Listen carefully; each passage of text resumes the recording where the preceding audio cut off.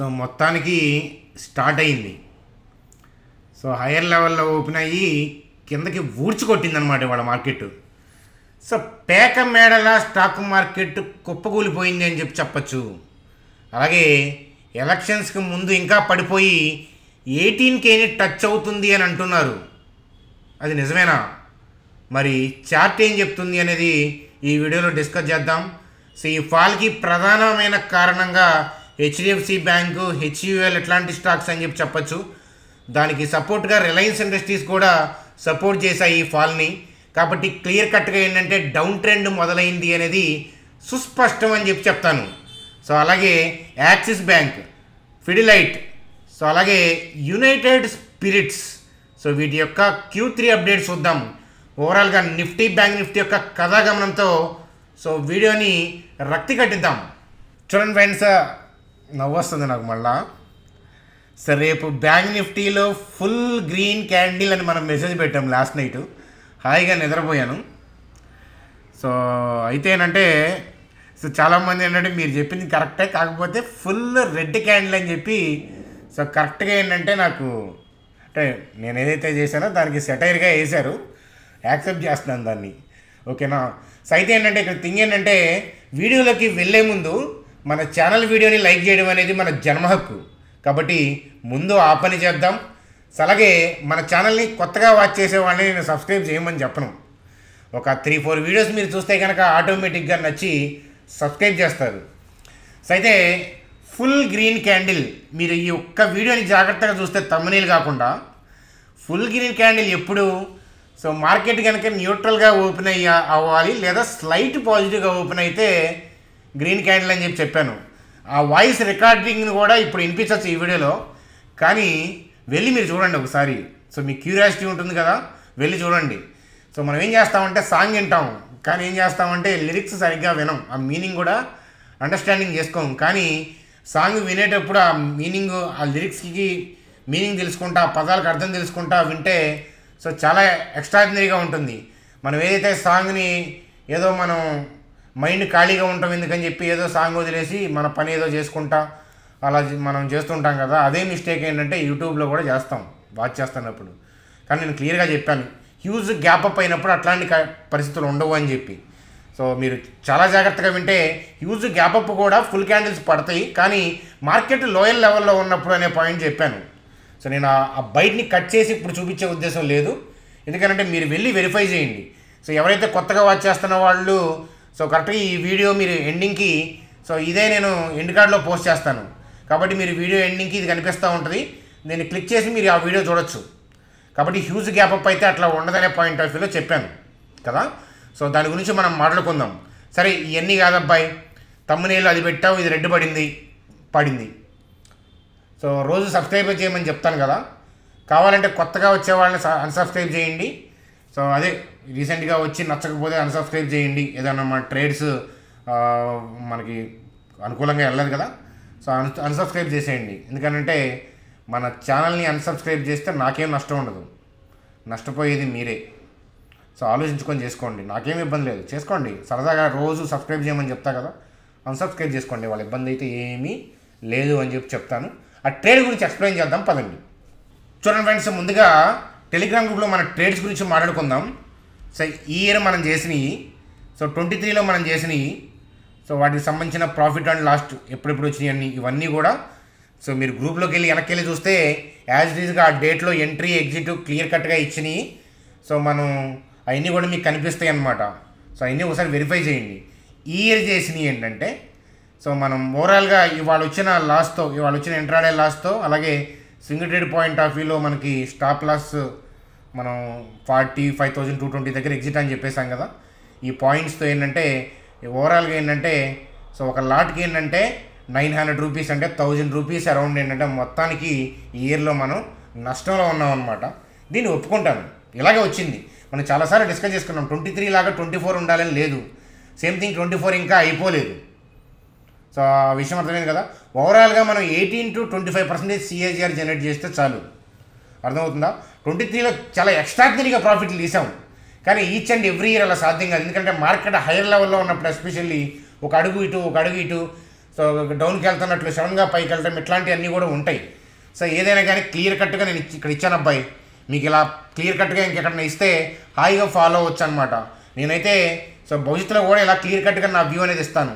So నేను అస్తమానం చెప్పేది ఏంటంటే మనీ మేనేజ్మెంట్ తప్పద్దు అని. చాలామంది కామెంట్లు చూశాను, 50% నా డీమ్యాట్ క్యాపిటల్ అరేంజ్ అయింది. అసలు డీమ్యాట్లో ఈ ట్రేడింగ్కి సంబంధించినవి ఉండవు. మీరు ట్రేడింగ్ గురించి మాట్లాడుతూ ఉంటుంటారు. సో ట్రేడింగ్ గురించి మాట్లాడేటప్పుడు కూడా ట్రేడింగ్కి రూల్స్ ఉంటాయి. మనం చాలాసార్లు డిస్కస్ చేశాము. మనీ మేనేజ్మెంట్ గురించి తెలియకపోతే ఈ ట్రేడ్ తీసుకోవద్దని చెప్పి ట్రేడ్ ఇచ్చేటప్పుడు కూడా చెప్తాను. మీరు ఆ డీమ్యాట్ గ్రూప్లో వెబినార్లకు వస్తే ఫ్రీ వెబినార్లకి అక్కడ నేను చెప్తాను అని కూడా చాలాసార్లు చెప్పాను.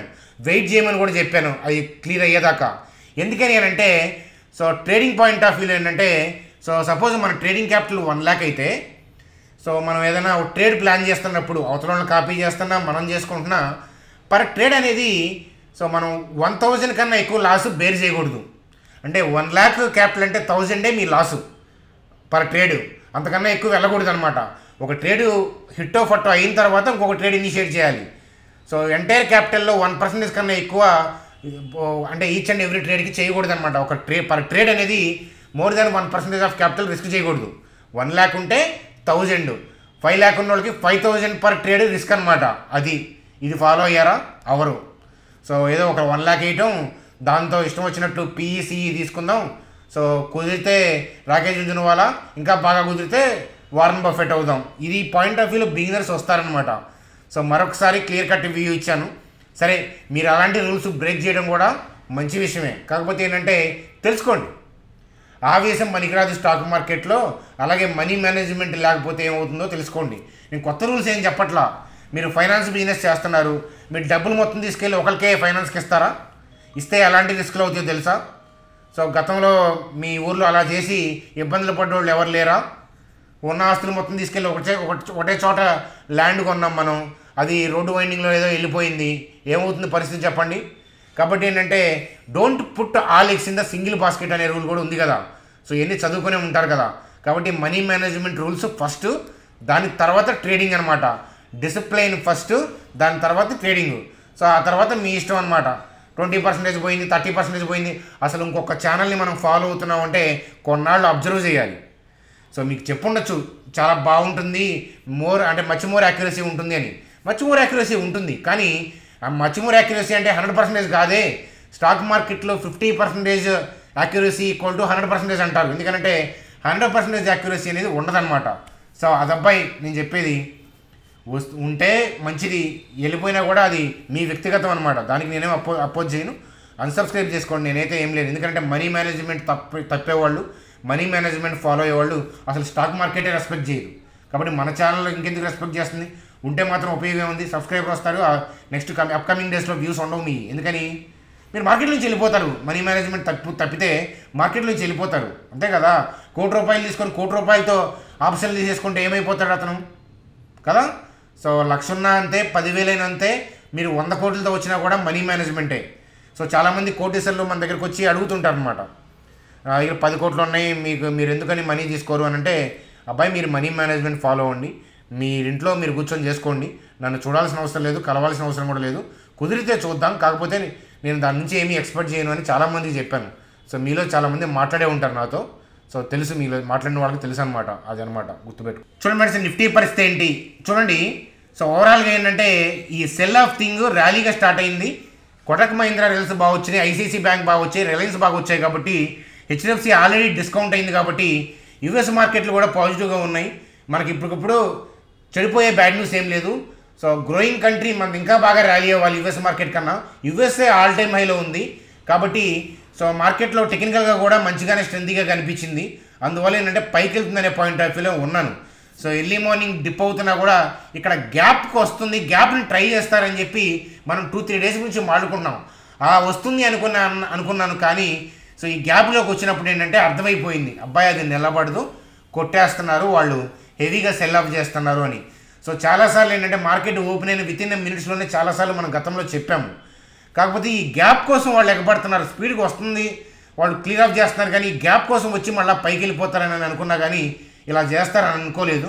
సో హెచ్డిఎఫ్సి హెవీ వెయిటేజ్ కదా, ఆ హెచ్డిఎఫ్సి బ్యాంక్ లిమిటెడ్ కలిసిన తర్వాత సో ఇంకా బాహుబలి 1, 2 సలార్ అన్నీ కలిసిపోయినాయి అనమాట. సో బాగా బలం చేకూరింది. దానివల్ల ఏంటంటే అది సెంటిమెంట్ని ఏంటంటే లాగేసింది. రిలయన్స్ ఫస్ట్లో బాగానే ఉంది, కానీ దాని తర్వాత దాన్ని కూడా కొట్టేశారు, అదాని పోర్ట్స్ని కొట్టారు. సో ఓవరాల్గా ఏంటంటే అలా పతనం అయిపోయింది. సరే ఏదైనా కానీ బ్యాంక్ నిఫ్టీ మనం అనుకున్న స్టాప్ లాస్ కన్నా కూడా కొద్దిగా ముందే ఎగ్జిట్ అయిపోయాం కదా. సో మనం ఎగ్జిట్ అయిన తర్వాత ఇంకా ఘోరంగా పడింది కదా. ఏదైనా కానీ నా పాయింట్ ఆఫ్ వ్యూలో, నా ప్రయత్నంలో అయితే కనుక వాడలేదు. సో ఇలా పడుతుందని నేనైతే కనుక అంచనా వేయలేకపోయాను. అలా ఎలా వేయాలో కూడా నాకు తెలియదు. సేమ్ కైండ్ ఆఫ్ సిచ్యువేషన్ వచ్చినా కూడా భవిష్యత్తులో కూడా నా థింకింగ్ అంతే ఉంటుంది. ఎందుకంటే ఆ థింగ్స్ అన్నీ బాగానే ఉన్నాయి, క్యాండిల్ బాగానే ఉంది కాబట్టి నెక్స్ట్ డే పడుతుంది ఎలా అనుకుంటాం. నెక్స్ట్ డే రన్నింగ్ మార్కెట్లో ఏంటంటే చాలాసార్లు ఏంటంటే అడ్వాన్స్గా ఉండేవాడిని, కానీ ఈసారి ఏంటంటే చెప్పా కదా గ్యాప్లోకి వస్తుంది అనే పాయింట్ ఆఫ్ వ్యూలో అనుకున్నా, కానీ హెవీగా సెల్ ఆఫ్ చేస్తారని అంచనా అనేది నేను వేయలేకపోయాను. నా తప్పుగా ఒప్పుకుంటున్నాను. సో నేను ఏంటంటే కొన్నిసార్లు ఏంటంటే నేను అంత యాక్యురేట్గా మనం అనుకున్నట్లు వెళ్ళవు కదా, లైఫ్ కూడా అంతే కదా. ఆ పాయింట్ ఆఫ్ వ్యూలో నా పందా పోయింది. మీరు వల్గర్గా కాకుండా ఏదైనా నెగిటివ్ పాయింట్ ఆఫ్ వ్యూలో మీరు చెప్పింది వర్కౌట్ అవ్వలేదు, నెగిటివ్ క్యాండిల్ అన్నావు కదా, నీకు ఆపోజిట్గా చేశాను, అట్లా ఫన్నీగా మీరు చేసిన ఫన్నీగా రిప్లై ఇచ్చాను తప్ప, ఏదో వల్గర్గా చేస్తే తప్ప నేను జనరల్గా డిలీట్ కూడా చేయను. ఎవరైనా సబ్స్క్రైబ్ చేసేవాళ్ళు హాయిగా అవన్నీ చదువుకొని రండి, ఇబ్బంది ఏమి లేదు.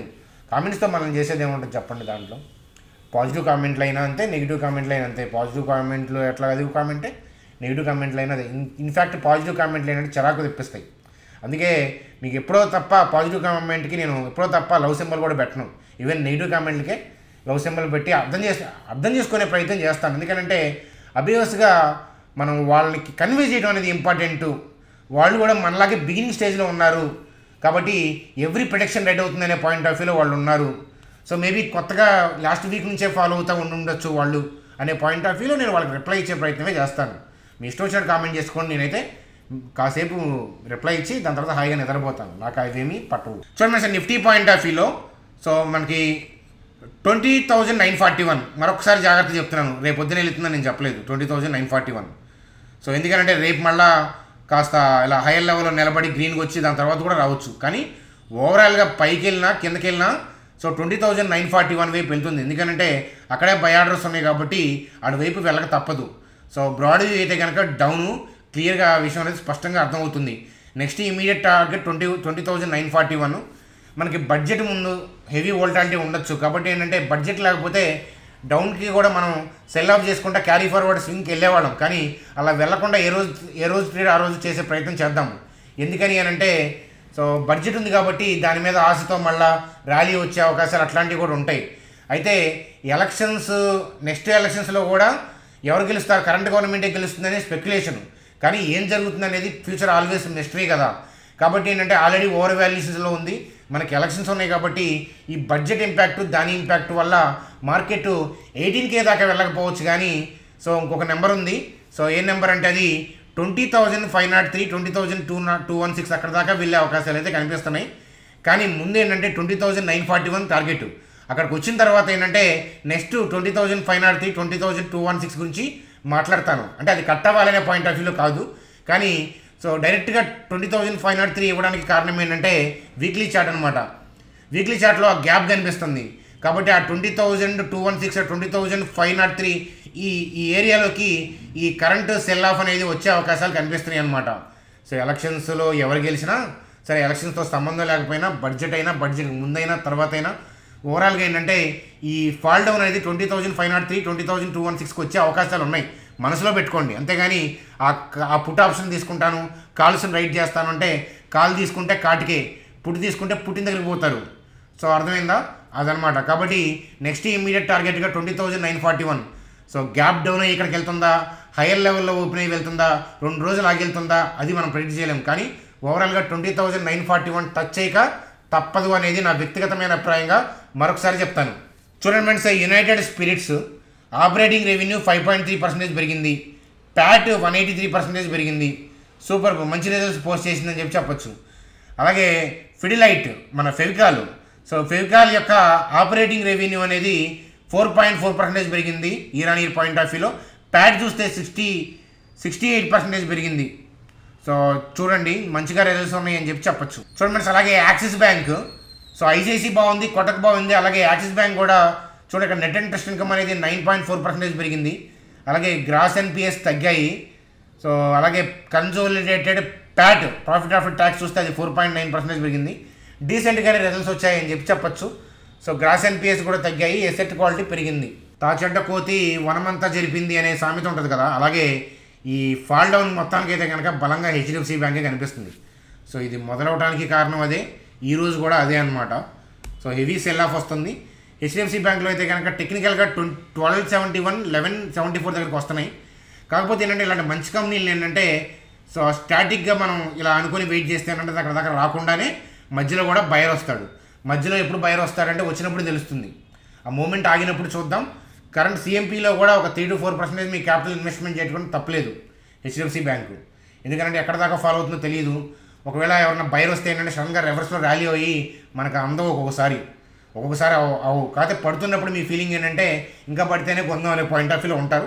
అది కూడా తప్పు కాదు. కాబట్టి టెక్నికల్గా అయితే లెవెల్ ఇది. సో కానీ ఇవాళ మూమెంట్ క్లోజింగ్ చూస్తే కనుక ఇంకా ఫర్దర్గా కూడా డౌన్ సైడ్కి వెళ్ళే అవకాశాలు కనిపిస్తున్నాయి. వీక్లీ చార్ట్ చూస్తే కనుక సో అట్లీస్ట్ మినిమంలో మినిమం ఏంటంటే ఈ టేల్ కిందకి వెళ్ళే అవకాశాలు కనిపిస్తున్నాయి. 1364 కింద కొనుక్కోండి. ఎవరైనా ఇంతవరకు ఇన్వెస్ట్మెంట్ చేయకపోతే ఆ 1364 కింద కొనుక్కోండి. నేను టెలిగ్రామ్ గ్రూప్లో అప్డేట్ ఇస్తాను. సిఎంపీలో కొనుక్కోవడం మీరు ఏదో పాపం చేశారని అయితే ఫీల్ అవ్వద్దు. So over the period of time 5 to 10 years మనం ఆగుతున్నప్పుడు 1364కి 1427కి పెద్ద డిఫరెన్స్ ఏమి ఉండదు. మన 3000, 4000, 5000, 6000 అలా వెళ్ళిపోయినప్పుడు stock. So what is men by 1300 and what is men by 1400. So కదా, సో అదనమాట. కాబట్టి లాంగ్ టర్మ్ పాయింట్ ఆఫ్ వ్యూలో అది. సో ఇక్కడ కనిపిస్తున్న దగ్గర దాకా వచ్చింది కాబట్టి 1364ని విజిట్ చేసే అవకాశాలు కనిపిస్తున్నాయి. చూడండి sir Reliance. So Reliance point of వ్యూలో అది కూడా ఏంటంటే మనకి సెల్ ఆఫే కనిపిస్తుంది. వీక్లీ చార్ట్లో చూస్తే కనుక మనకి వీక్లీలో కనిపిస్తుంది, అలాగే మనకి ఇక్కడ డైలీలో కనిపిస్తుంది. సో మనకి మంత్లీ చూస్తే కనుక 2176, 2053 దగ్గర ఉంది. కానీ రిలయన్స్ ఇప్పుడున్న రిజల్ట్స్కి అంతగా కిందకి పడకపోవచ్చు కదా, కాబట్టి అది రన్నింగ్లో చూడాల్సిందే. సో రన్నింగ్లో మనం చూసుకోవాలి. సో అట్లీస్ట్ ఏంటంటే ఈ ఫాల్ డౌన్ కంటిన్యూ అయితే మాత్రం మినిమంలో మినిమం 2547కి అయితే వచ్చే అవకాశాలు ఉన్నాయి. దాని తర్వాత చూద్దాం. రన్నింగ్లో ఎవ్రీడే చూడాలి ఎట్లాంటి ఎక్కడ బయర్ వస్తున్నాడు అనేది. స్టాటిక్గా మనం చేసుకునే లెవెల్ చూసాయిగా చెప్పడం తప్ప అవి మనం అక్కడ దాకా ఖచ్చితంగా పడుతుందని చెప్పలేం కదా. మధ్యలో థింగ్స్ బాగుంటే అక్కడ నుంచి బయింగ్ స్టార్ట్ చేసుకుంటే పైకి వెళ్తారు. మనం ఎన్నిసార్లు చూడాలి మార్కెట్ని. చూడండి sir, bank Nifty so full green candle కాదు, ఫుల్ రెడ్ క్యాండిల్ పడింది. న్యూట్రల్ టు మనకి న్యూట్రల్ కానీ స్లైట్ పాజిటివ్ అయితే కనుక అప్పుడు గ్రీన్ క్యాండిల్ పడే అవకాశాలు ఉంటాయి. అది కూడా నేను చూసి మీకు ఇంట్రాడేలో చెప్తా కదా ఫుల్ క్యాండిల్ పడుతుందని. నిన్న తమిళలో పెడితే సో టెలిగ్రామ్ గ్రూప్లో నేను అవైలబిలిటీ ఉండి చెప్తున్నా కదా. నిన్న తమిళలో ఇవి ఖచ్చితంగా నెక్స్ట్ డే మార్నింగ్ రిఫ్లెక్ట్ అవుతాయని అనుకుంటున్నారా? సో అది ఏ ఛానల్లో అవుతుంది. ఎందుకంటే స్టాక్ మార్కెట్ డైనమిక్ అనమాట. కన్ఫర్మేషన్స్ ఏదైనా ఉంటే నేను టెలిగ్రామ్ గ్రూప్లో మాట్లాడతాను. సరే ఏదనుకున్నాం, మీరు గ్రీన్ అన్నారు, రెడ్ అయింది, మీకు హ్యాపీయే కదా. గ్రీన్ అన్నాను, మీకు రెడ్ అయింది, హ్యాపీయే కదా. సో చాలామంది అన్నారు ఆపోజిట్గా చేసుకొని బెనిఫిట్ అవుతామని చెప్పి, ఆపోజిట్గా చేసుకొని బెనిఫిట్ అయ్యాను చాలా అని. అవ్వండి, ఏదో ఒకటి మీరు సక్సెస్ అవ్వడమే కావాల్సింది. అది ఫ్రెండ్స్, అలాగే ఈ గ్యాప్ని ఫిల్ చేసింది ఆల్మోస్ట్.